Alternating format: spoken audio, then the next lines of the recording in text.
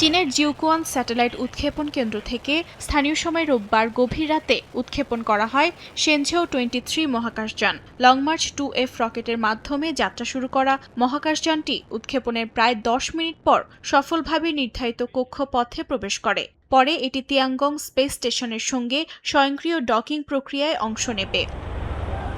এই মিশনে রয়েছেন 3 নভোচারী, কমান্ডার ঝু ইয়াংঝু, ঝ্যাং ঝিওয়ান এবং লাই কা ইং।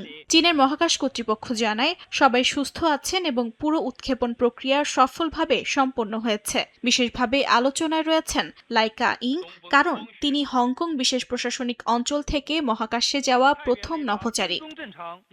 শেনঝেও 23 মহাকাশযানটি তিয়াঙ্গংয়ের তিয়ানহে কোর মডিউলের রেডিয়াল পোর্টে সংযুক্ত হবে। এরপর শেনঝেও 21 দলের সঙ্গে দায়িত্ব হস্তান্তরের কাজ শেষ করে নতুন ক্রুরা তাদের মিশন শুরু করবেন। এবারের মিশনে একজন নভোচারী একটানা 1 বছর মহাকাশে অবস্থান করবেন, যা আগের শেনঝেও মিশনগুলোর তুলনায় দ্বিগুণ সময়।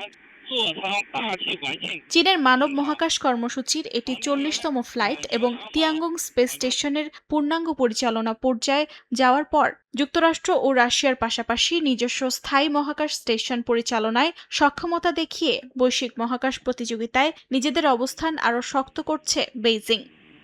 অর্জিতা শেহজিন, সময় সংবাদ।